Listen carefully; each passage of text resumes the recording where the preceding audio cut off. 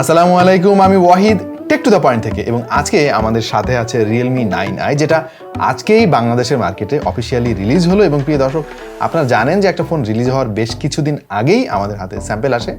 সেই সুবাদে আমরা কয়েকদিন থেকে এই ফোনটা ব্যবহার করছি এবং সেটাই আজকে আপনাদের সাথে শেয়ার করবো যে কি দেখলাম এই ফোনটার, কি ভালো দিক পেয়েছি, কি খারাপ দিক পেয়েছি, সব কিছু আজকে আমরা আপনাদের সামনে বিশ্লেষণ করব। তাহলে চলুন শুরু করি আমাদের আজকের ভিডিও। এবং তার আগে একটা প্রশ্ন করতে চাই আপনাদেরকে, প্রিয় দর্শক, এই মুহূর্তে আপনি কোন ফোনটা ব্যবহার করছেন এবং আপনার কাছে কি কখনো মনে হয়েছে যে ফোনটা আপনি এই মুহূর্তে ব্যবহার করছেন ওইটা কেনা ঠিক হয় নাই?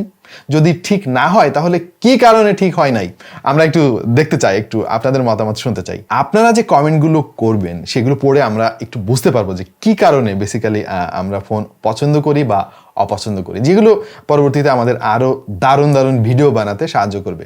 এবং যারা আপনারা এখন আমাদের চ্যানেলে সাবস্ক্রাইব করেননি, সাবস্ক্রাইব করে ফেলুন, নোটিফিকেশন অন করে রাখুন, আর যারা করে ফেলেছেন তাদেরকে অনেক অনেক ধন্যবাদ। প্রথমেই এটার ডিজাইন নিয়ে কথা বলবো এবং ডিজাইনে বেশ নতুনত্ব এনেছে এবার রিয়েলমি, তাদেরকে ধন্যবাদ এই জন্য। কারণ লোয়ার মিড রেঞ্জের প্রায় সব ফোনেরই একই রকম ডিজাইন দেখে আমরা একরকম বোর্ড হয়ে গিয়েছিলাম, তো সেখান থেকে রিয়েলমি আস্তে আস্তে বেরিয়ে আসছে, বেশ ভালোই লাগছে আমাদের। ফোনের ব্যাক প্যানেলটা পলিকার্বনেটের তৈরি হলেও দেখতে কিন্তু জোশ। এখানে দারুণ একটা প্যাটার্ন ব্যবহার করা হয়েছে রিয়েলমি, যেটাকে বলছে স্টেরিও প্রিজম ডিজাইন। 8 লেয়ারের অপটিক্যাল কোটিং এখানে ব্যবহার করা হয়েছে এবং ফাইনালি এটা ফোনকে বেশ ইউনিক একটা লুক দিয়েছে। সেই সাথে এর মিরর ফিনিশ ক্যামেরা বাম্প ফোনটার ডিজাইনে ভিন্ন মাত্রা যোগ করেছে। ফোনটার থিকনেসও কিন্তু অনেক কম, মাত্র 8.4 মিলিমিটার, সাথে 192 গ্রাম। ফোনটাকে খুব হ্যান্ডি করেছে এবং এটার ওয়েট ডিস্ট্রিবিউশনও কিন্তু খুব ভালোই মনে হচ্ছে আমাদের কাছে। তবে প্রোটেক্টিভ কেস ছাড়া ফোনটা ব্যবহার করলে প্রচুর ফিঙ্গারপ্রিন্ট পড়তে পারে, সো আমাদের পরামর্শ থাকবে এর সঙ্গে দেওয়া প্রোটেক্টিভ কেসটা ব্যবহার করার জন্য। পাওয়ার বাটনটা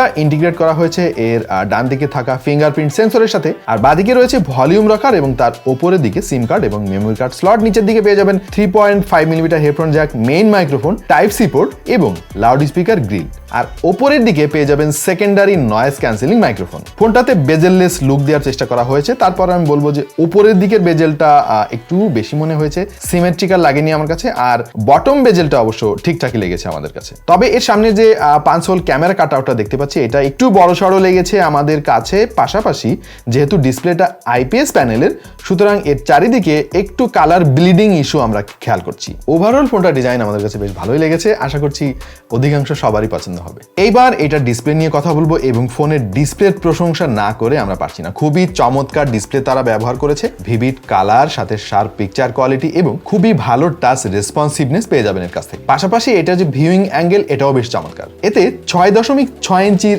আইপিএস এলসিডি প্যানেল ব্যবহার করা হয়েছে, যার পিক ব্রাইটনেস হচ্ছে 480 নিট। আমরা ডেলাইটে এভারেজ পারফরমেন্স পেয়েছি, খুব একটা স্ট্রাগল করতে হবে না, তবে আর একটু বেশি ব্রাইটনেস হলে ভালোই হতো। এই ডিসপ্লেতে একটা ইমপ্রেসিভ টেকনোলজি ব্যবহার করা হয়েছে, যার ফলে এর ব্রাইটনেস 1 নিট থেকে 480 নিট পর্যন্ত মানে আপনি ইচ্ছামতো কাস্টমাইজ করতে পারবেন, যার ফলে মানে রাতের বেলায় এতই ডার্ক করতে পারবেন এর ডিসপ্লেকে, আপনার চোখে খুব একটা চাপ পড়বে না। এটা আমার কাছে খুব পজিটিভ লেগেছে। ডিসপ্লের পিপিআই রয়েছে 401, যার ফলে খুব শার্প ছবি আপনি পাবেন। রেজুলেশন ব্যবহার করা হয়েছে 2412x1080, যেটা ফুল এইচডি প্লাস ডিসপ্লে। সেই সাথে ওয়াইড ভাইন এলন সার্টিফিকেশনে রয়েছে 90 হার্টজ রিফ্রেশ রেট, যেটা আবার অ্যাডাপটিভ। 30 হার্টজ থেকে শুরু করে 90 হার্টজ পর্যন্ত মোট 5টা লেভেলে এর যে রিফ্রেশ রেট একা চেঞ্জ হতে পারবে। এর ফলে ব্যাটারি কনজাম্পশন অনেক কমে যাবে। মোট কথা, এর যে ডিসপ্লে এই বাজেটে আপনাকে কোনোভাবেই হতাশ করবে না। শুধু একটা ব্যাপার আমি খেয়াল করেছি, সেটা হচ্ছে যে এতে প্রোটেকশনের কোনো অফিসিয়াল ইনফরমেশন আমরা পেলাম না। সো এখানে যদি গরিলা গ্লাসের 5 প্রোটেকশন ব্যবহার করা হতো তাহলে একেবারে মানে 16 আনা পূর্ণ হতো। এবার হার্ডওয়্যার নিয়ে কিছু কথাবার্তা। এতে ব্র্যান্ড নিউ একটা প্রসেসর ব্যবহার করা হয়েছে, যেটা হচ্ছে স্ন্যাপড্রাগনের 680। পাশাপাশি রয়েছে অক্টাকোর সিপিইউ, যেটা আবার ডুয়াল ক্লাস্টারের। 4টা রয়েছে 2.4 GHz এর ক্রাইও 265 গোল্ড এবং 4টা রয়েছে 1.9 GHz এর ক্রাইও 265 সিলভার। এতে জিপিইউ হিসেবে ব্যবহার করা হয়েছে Adreno 610, যেটা নিয়ে কিছুক্ষণ পরে আমি গেমিং সেকশনে কথা বলবো। মোট 2টা ভেরিয়েন্টের স্টোরেজ যেতে পাবেন, যেটা 2.1 টাইপ স্টোরেজ, 4GB র্যামের সাথে 64GB ইন্টারনাল মেমোরি, আরও রয়েছে 6GB র্যামের সাথে 128GB ইন্টারনাল মেমোরি, যাতে আপনি ডেডিকেটেড মেমোরি কার্ড স্লট ব্যবহার করে আরো অনেক বাড়াতে পারবেন। আর ভার্চুয়াল র্যাম ব্যবহার করে আপনি এর সঙ্গে আরো 5GB পর্যন্ত বাড়াতে পারবেন, যেটা আপনার মেইন স্টোরেজ থেকে ডিডাক্ট হবে। সফটওয়্যার হিসেবে এতে অ্যান্ড্রয়েড 11 পেয়ে যাবেন আউট অফ দ্য বক্স, সাথে রয়েছে রিয়েলমি ইউআই 2.0। আমি অবশ্য প্রত্যাশা করেছিলাম এতে out of the box Android 12 থাকবে, কারণ অ্যান্ড্রয়েড 13 আসলো বলে। সো আশা করছি খুব দ্রুতই এতে আপডেটের মাধ্যমে অ্যান্ড্রয়েড 12 দিয়ে দেওয়া হবে। রিয়েলমি ইউআই আগের চাইতে অনেক বেশি নিট অ্যান্ড ক্লিন মনে হয়েছে। এর ভেতরে তেমন কোনো ব্লার টয়ার নাই, যে দু একটা আছে এগুলোকে চাইলে আপনি ইনঅ্যাক্টিভ করে রাখতে পারবেন। অনেক বেশি কাস্টমাইজেবল আইকনগুলোকে আপনি ইচ্ছামতো সর্ট আউট করতে পারবেন এবং সেটিংসে আপনার দরকারি জিনিস খুব সহজেই খুঁজে পাবেন। এবার সবচাইতে গুরুত্বপূর্ণ সেগমেন্ট, আর সেটা হচ্ছে ফোনের পারফরমেন্স। দেখতে ভালো বুঝলাম, ডিসপ্লেও ভালো সেটা বুঝলাম, ব্র্যান্ড নিউ প্রসেসর ব্যবহার করা হয়েছে যেটা 6 ন্যানোমিটারের, সেটাও বুঝলাম। পারফরমেন্স কেমন, চলুন বিস্তারিত শুনে আসি। রিয়েল লাইফে কিন্তু ফোনটা বেশ ভালোই পারফর্ম করেছে বলে আমাদের কাছে মনে হলো। খুব একটা স্ট্যাটার বা হিকাপ আমরা খেয়াল করি নাই, আর এর সফটওয়্যারে তেমন কোনো বাগ ভাল্লুকও আমরা দেখি নাই। বেশ স্টেবল পারফর্ম করতে পেরেছে। অ্যাপ ওপেনিং টাইমও বেশ ভালো পেয়েছি আমরা, এবং এর যে মাল্টিটাস্কিং পারফরমেন্স, মানে হচ্ছে এক অ্যাপ থেকে আরেক অ্যাপে সুইচ করা, এটা খুব দ্রুত করতে পেরেছে। তার মানে হচ্ছে যে র্যাম ম্যানেজমেন্ট কিন্তু খুব ভালোভাবে কাস্টমাইজ করতে পেরেছে রিয়েলমি ইউআই।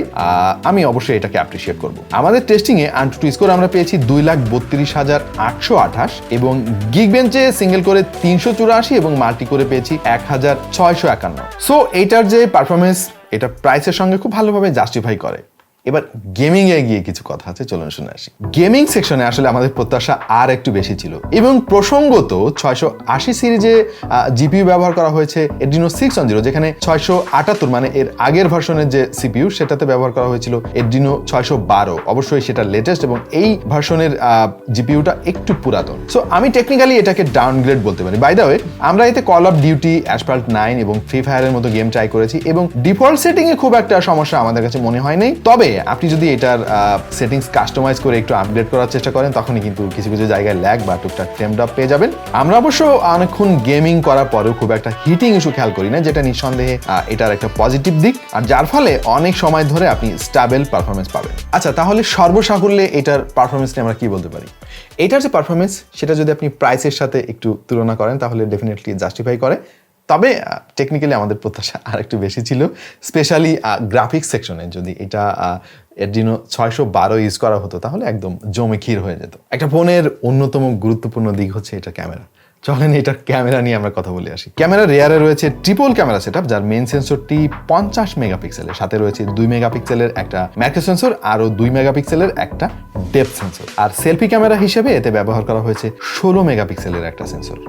ছবির কোয়ালিটি এভারেজ, কিছুটা ওয়াশড আউট লেগেছে বেশিরভাগ ছবিতে। কালার ব্যালেন্সও হালকা ঝামেলা আছে বলে আমার কাছে মনে হয়েছে। ডাইনামিক রেঞ্জ এভারেজ, কালার রিপ্রোডাকশনও ডিসেন্ট মনে হয়েছে আমাদের কাছে। কিন্তু কিছু কিছু লাইটিং কন্ডিশনে এর এক্সপোজার কন্ট্রোলিং এ আমরা স্ট্রাগল করতে দেখেছি, মানে ওভার এক্সপোজ হয়ে যাচ্ছিল আর কি। পোর্ট্রেট ফটোগ্রাফিতে এভারেজ পারফর্ম করেছে, যদিও সফটওয়্যার প্রসেসিং এ ছবিগুলোকে সফট করে ফেলার একটা প্রবণতা আমরা খেয়াল করেছি। এর লেন্সগুলো যথেষ্ট লাইট হাংরি বলে আমাদের কাছে মনে হয়েছে। রাতে তোলা ছবিতে যেটা বিশেষভাবে লক্ষণীয়, যদিও নাইট মোড অন করে ছবি তুললে ছবির কোয়ালিটি স্লাইটলি বেটার হয়, যেটা স্বীকার করতেই হবে। তবে আমরা একটা আলট্রা ওয়াইড সেন্সর মিস করেছি এখানে। ইয়াস, 20,000 টাকার কাছাকাছি একটা ফোন, সেখানে আসলে আলট্রা ওয়াইড সেন্সর নাই, এইটা আমাদের কাছে ডিসঅ্যাপয়েন্টিং লেগেছে। রিয়েলমির কাছে আমার প্রত্যাশা থাকবে যে পরবর্তীতে তারা যেন একটা আলট্রা ওয়াইড ক্যামেরা অবশ্যই দেয়।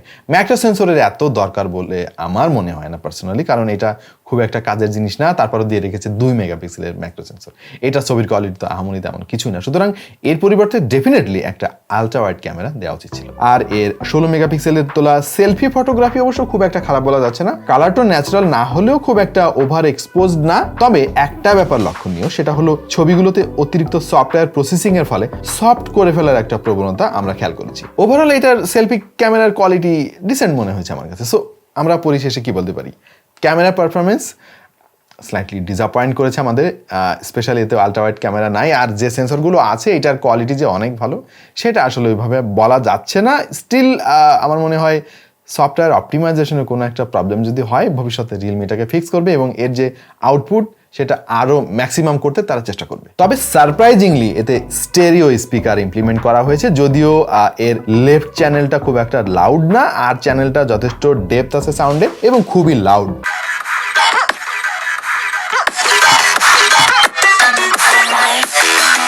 বাট স্টিল একটা 20,000 টাকা রেঞ্জের ফোনে তারা স্টেরিও স্পিকার ইমপ্লিমেন্ট করেছে, এটা অবশ্যই সাধুবাদ জানাতে হয়। স্পেশালি আপনারা যারা গেমিং করেন বা মাল্টিমিডিয়া কনজাম্পশন বেশি করেন, তাদের মানে অন্য লেভেলের একটা ফিলিং এটা দেবে। দুই দিক থেকে সাউন্ড আসবে, মানে একটা অন্যরকম ব্যাপার।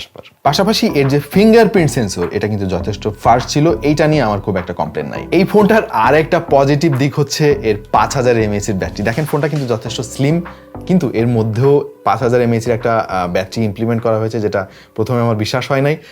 বাই দ্য ওয়ে, যেহেতু প্রসেসরটা মাত্র 6 ন্যানোমিটার আর্কিটেকচারে তৈরি করা, যার ফলে খুবই কম পাওয়ার কনজিউম করে, এর ফলে যেটা হয়েছে 5000 mAh এর ব্যাটারি কিন্তু আপনাকে অলমোস্ট 6000 mAh এর মতো পারফরমেন্স দিবে। কিভাবে দিবে? যেহেতু পাওয়ার কনজাম্পশন কম করছে। শুধু তাই নয়, বক্সের ভেতরে আপনি একটা 33 ওয়াটের চার্জার পেয়ে যাবেন, যেটা দিয়ে এর ব্যাটারিকে ফুল চার্জ করতে পারবেন মাত্র 70 মিনিট সময়ের মধ্যে, যেটা খুবই ইমপ্রেসিভ। স্পেশালি আপনি যদি হেভি ইউজারও হন, আপনি একদিনে চার্জ শেষ করতে পারবেন না, আর যদি নর্মাল ইউজার হন তাহলে 2 দিন অনায়াসে এইটার ব্যাটারি আপনাকে ব্যাকআপ দেবে। অলরাইট, যেমনটা বলছিলাম, এটা দুইটা ভেরিয়েন্ট মার্কেটে অ্যাভেলেবেল। একটা হচ্ছে 4GB র্যাম ভার্সন 64GB র্যামের সাথে, আর একটা হচ্ছে 128GB রম 6GB র্যাম। 4GB র্যাম ভার্সনের দাম ধরা হয়েছে 17,500, আর 6GB র্যামের ভার্সনের দাম হচ্ছে 19,500। অ্যাটলিস্ট রিয়েলমিকে ধন্যবাদ দিতে চাই আমি, তারা দুইটা ভেরিয়েন্টের ফোন লঞ্চ করেছে একই সঙ্গে, এর ফলে যাদের বাজেট একটু টাইট তারা 4GB র্যামের ভার্সনটা পছন্দ করতে পারবেন। বাট স্টিল এইটার দাম নিয়ে আমার একটু কথা আছে। প্রথমত একটা জিনিস আমি সবসময় বলে থাকি অন্যান্য ভিডিওতেও, যে আমাদের প্রতিবেশী দেশেও কিন্তু এই ফোনগুলো রিলিজ হয়, কিন্তু দামের ক্ষেত্রে একটা বৈষম্য আমরা দেখতে পারি। আমার হিসাব মতে ইন্ডিয়ার প্রাইসের সঙ্গে বাংলাদেশি প্রাইসের কম করে হলেও 1,500 টাকার একটা গ্যাপ রয়েছে। এই গ্যাপটা আমার মনে থাকা উচিত নয়, কারণ সেটাও রিয়েলমি, এটাও রিয়েলমি, একই রিয়েলমি তো। আর তাছাড়া এই ফোনটা তো আমাদের দেশে অ্যাসেম্বল করা হচ্ছে, সো আমরা এক্সট্রা কিছু ফ্যাসিলিটি তো পেতেই পারি। বাই দ্য ওয়ে, সব কথা শেষ কথা হচ্ছে, এই ফোনটার বেস ভেরিয়েন্টের দাম যদি 16,000 টাকার নিচে হতো তাহলে একেবারে এটা জমে ক্ষীর হয়ে যেত। তবে যদি আপনি কোয়ালিটির কথা চিন্তা করেন, আর একটা ব্র্যান্ড ভ্যালুর ব্যাপার রয়েছে রিয়েলমির, এই সমস্ত জিনিস যদি চিন্তা করেন, খুব দেখতে সুন্দর একটা ফোন আপনি চান, ভালো ব্যাটারি ব্যাকআপ দেবে, চমৎকার ডিসপ্লে, তাহলে এই ফোনটা ডেফিনেটলি আপনার চয়েসের প্রথমে রাখতে পারেন। বাট আপনি যদি ক্যামেরা লাভার হয়ে থাকেন বা হার্ডকোর গেমার হয়ে থাকেন, তাহলে রিয়েলমির আরও অনেক ফোন আছে, সেদিকে যেতে পারেন। এখন বাকিটা আপনাদের ইচ্ছা। প্রিয় দর্শক, কেমন লাগলো আমাদের আজকের ভিডিও, আর কেমন লাগলো রিয়েলমি 9i, অবশ্যই কমেন্টে জানাবেন। দেখা হয়ে যেতে পারে অন্য কোনো ভিডিওতে ভিন্ন কোনো বিষয় নিয়ে। সেই পর্যন্ত সবাই ভালো থাকুন, সুস্থ থাকুন, আর দেখতে থাকুন টেক টু দ্য পয়েন্ট।